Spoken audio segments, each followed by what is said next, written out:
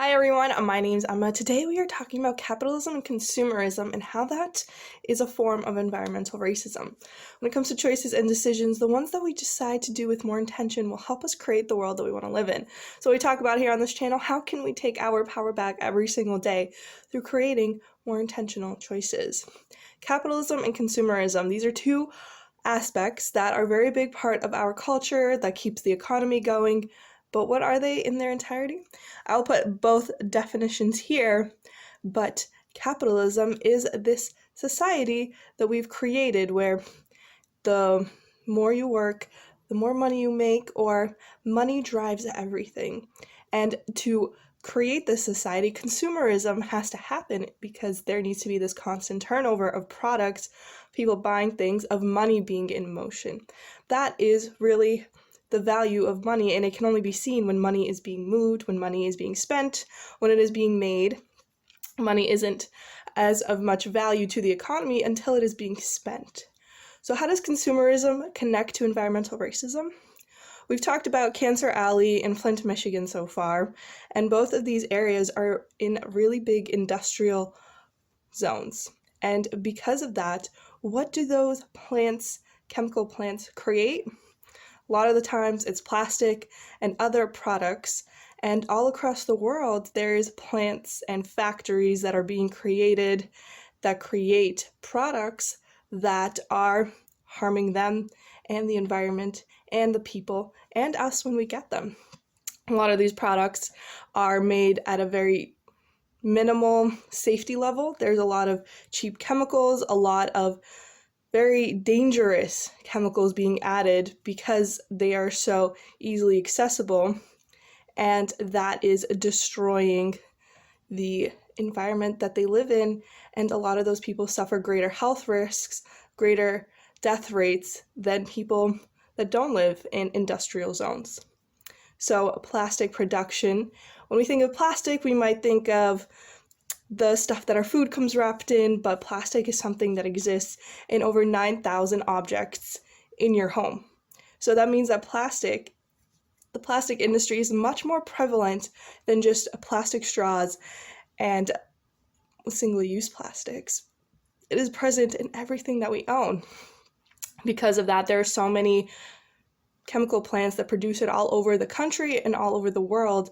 And due to that, we need to be more aware of where these chemical plants are being built. And usually the places they are being built is areas where there is less political clout, political backlash, because the citizens there are unable to be able to spend time to go to the local government to petition.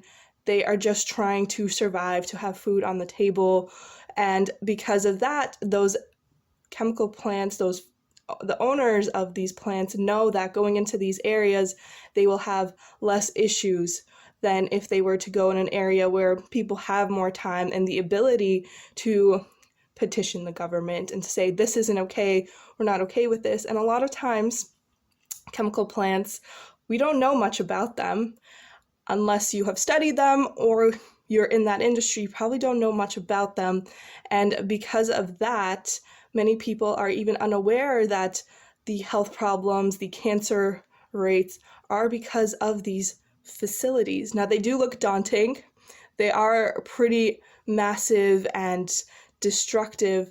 And a lot of times, and we've mentioned it before, that people think that the steam that's coming out of the chemical plants is what the problem is.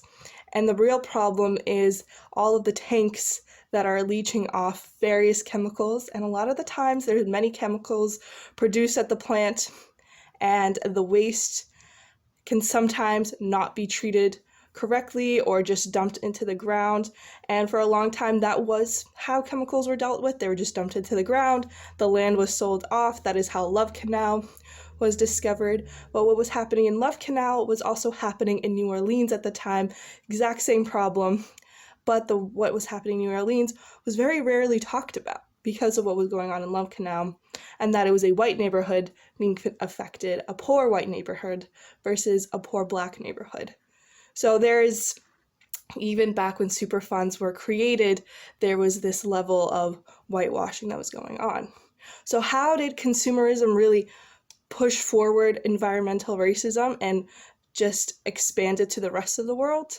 Well, in the 50s and 60s, when people were getting higher paid jobs and they had more of an expendable income, they could just spend money because they had more money now. There was a lot of things that were being created and sold, a lot of plastic toys and lots of things that were easily turned over. People had more money to spend, so there was more things to buy, and the economy really jumped, and there was a lot more things being sold, a lot more money being added back in, a lot more money being made, and it seemed to be this saving grace, this, oh my God, we can really live the lives that we've always wanted. And then globalization came, and America was no longer able to produce as much things as was needed to be sold to keep producing at a higher rate. So what happened was they took factories and they sent them all across the world and said that America gets to continue buying and buying, and other countries will get to start developing. That's what they said, and that it's not going to harm them. It's going to be a win-win situation for everyone. And because it was sold as if it was this saving of people, it was like, okay, let's do that. And then a lot of places where colonization had first started, globalization had come in as that second level and second tier of colonization. And a lot of times these factories were now built in poor neighborhoods, in poor areas of the world where labor, they could pay a lot less than they would in America, and force people into much worse conditions because of the laws that didn't protect citizens. And that is not just something that happens across the world. It does happen in America as well. Human rights violations is not something that doesn't happen here. So want us to be aware of that as well. So now consumerism has continued. There is fast fashion everywhere. There's this constant turnover of buying things that we don't need, claiming that we love these things or want them, or they're helping us, or they're doing whatever. And the reality is that they're not. And because of that, we have created a division across the world where some people are forced into these conditions and some people are benefiting from them.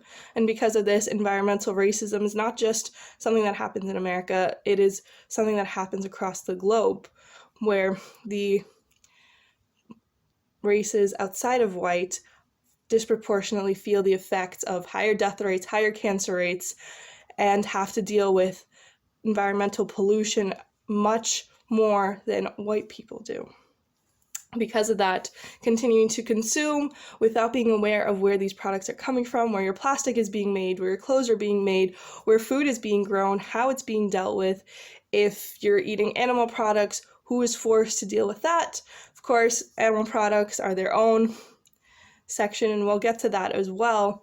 But that is a big part of it as well, because the people who live next to these farms, who have to deal with the environmental pollution that comes from animal farms are, again, the minority populations, the populations that are not white.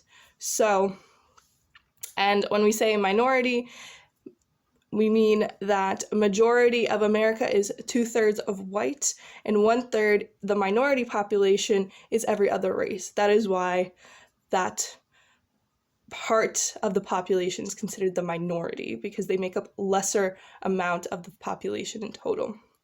And it is just known that all across any race outside of being white, they feel disproportionately the effect of environmental pollution. So when we buy products, when we spend money, we are deciding and we are voting for the world that we want to live in. And we need to be aware of our decisions affecting people and ourselves. The people who buy fast fashion are exposed to more chemicals because of the chemicals that are being used in the clothes. And we wear clothing 24 hours a day. So having these chemicals constantly on our bodies, a lot of it does get seeped into it. So we need to be careful with that. And animal products and plastic, again, this idea that, oh, it's fine for me, is wrong. Everything in the world is connected. Everything has an effect on everything else. And if we're dumping chemicals, pollution, it gets to all of us. It is affecting every single person. And we need to be aware of that. So that's what I wanted to talk about today is capitalism, consumerism. Next time you buy something, really consider, is this something that I need? Is this something that I'm going to use for a long time? Is there other ways that I could get it that may be less harmful to me and to others, or I would just not be, every time we go and buy something, we are saying we want this replaced, that we are saying we do want however this was made to continue because I bought it and I wanted to vote for that world.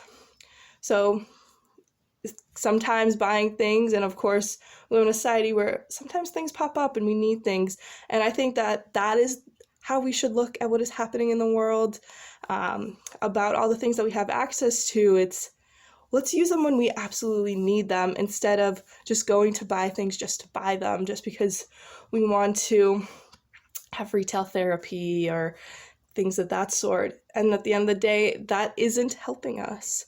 When we buy items with an agenda, those items cannot fulfill it. They will not make us feel better about ourselves. And if we actually start learning about what these items are doing when they are being created, when they are being disposed of, then we aren't fully aware of what's happening. And that is another big part as well, where these items end up being thrown out when we only use them for such a little amount of time, is to other countries, is to the same areas that they were made in. So now we are forcing so many people across the world to deal with two sides of the same problem, and then we're just benefiting from the middle. So that is wrong. That is not something that should be happening. It's not even making us happy, and it's hurting a lot of people in the process, including ourselves. So is it really something worth continuing to do? Probably not. So next time you get something, consider, why am I bringing this into my life? What value is it adding? What am I expecting of it? Those questions might guide you to not buy it, but it also might guide you to look at it from different perspectives. And that's all we can do. All we can do is the best that we can do until we learn more, and then do that. So Maya Angelou said that, and we need to make sure that we're doing that to be responsible citizens in this world. We can change it if we choose to do so. The choice is yours. It always has been. I hope to see you soon. Thank you for being here. But until next time, I hope that you have an amazing day.